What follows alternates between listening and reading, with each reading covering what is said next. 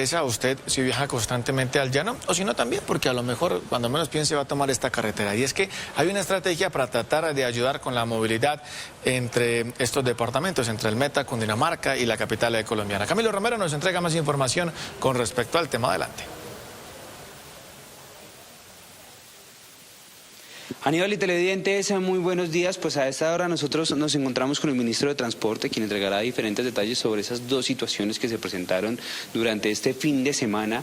Una de ellas tiene que ver con la vía llano, los bloqueos que se generaron por parte de habitantes del sector de Guayabetal. Ministro, bueno, ¿cuáles son esos acuerdos a los que se llegaron? Recordar un poco sobre eso y esas estrategias que estarán funcionando con planes pilotos y demás para mejorar la movilidad sobre ese corredor. Camilo, buenos días y buenos días a todos los televidentes de City. Lo que acordamos el sábado, luego del bloqueo que la comunidad generó en algunos puntos del corredor, fue inicialmente en esa misma sesión se acordó empezar a revisar unos temas de planes de manejo de tráfico, como tú lo refieres, específicos para algunas zonas. Allí ellos han planteado que cuando hay problemas en la vía, algunos tramos limitan el acceso a sus veredas, inclusive algunos municipios, y que debería considerarse una situación especial para los habitantes de la zona. Esa tarea ya la acometió desde el mismo día el concesionario, la ANI y unos representantes de las veedurías. El segundo punto tiene que ver con el inicio de la evaluación de la condición del túnel de Quebrada Blanca. El día de hoy ya el equipo del concesionario, la interventoría y obviamente la ANI van a acompañar el levantamiento de la información del estado de las estructuras que al interior del túnel fueron afectadas por el incendio que se desató el año pasado. Esto implica obviamente valorar el estado tanto de las elementos de cobertura de los ITS y de las columnas de soporte de los 400 metros lineales que se afectaron.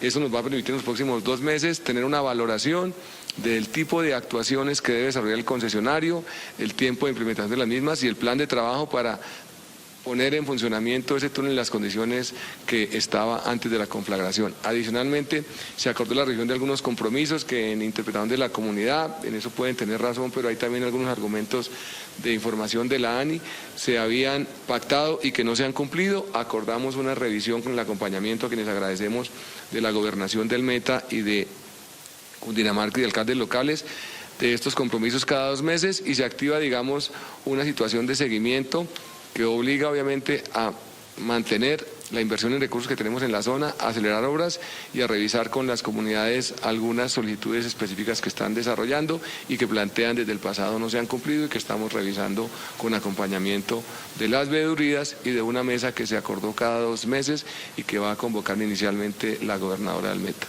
Importante eso y también ese plan de manejo de tráfico que estará manejándose en la zona. ¿Cuándo comenzará? ¿Cómo será ese plan?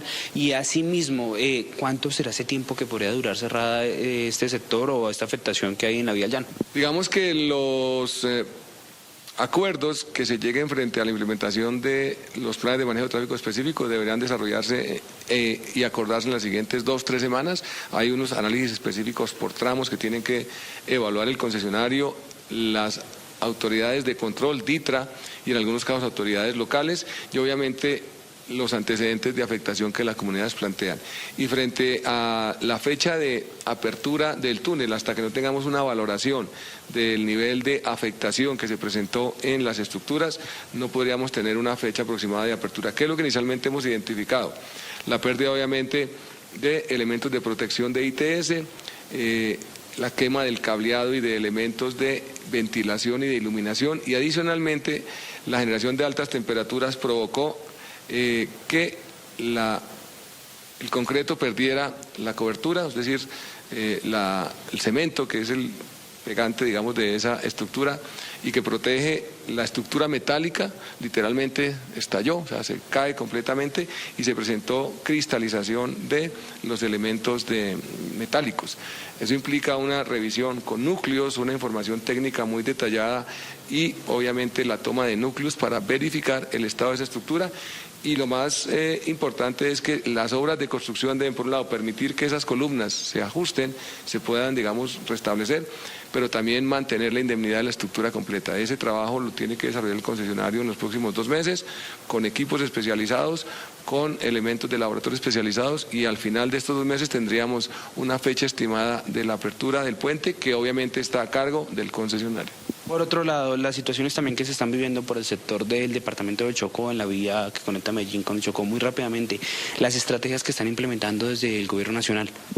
Bueno, lo primero es la declaratoria de la situación de desastre. Eso permite habilitar recursos del mismo sector o de otros sectores o del Sistema General de Riesgos para fortalecer las inversiones en la zona. El presidente dio ayer una instrucción al respecto y es habilitar del orden de $500 millones para intervenir el corredor, no solamente en lo que es la sección de circulación, la vía y la pavimentación y las obras de drenaje, sino también revisar puntos críticos y fortalecer el monitoreo y la instalación de elementos que garanticen una estabilidad de los taludes. Allí tenemos una situación que por efecto de cambio climático incrementa periodos de lluvias, eso implica que la saturación de los suelos se acelera y esa saturación es la que termina causando la tragedia del fin de semana y que existen otros puntos en los que tenemos que implementar medidas más robustas para garantizar que no se presenten nuevamente estas situaciones. Dentro de eso también se le añade pues todo lo que tiene que ver con esos canales aéreos que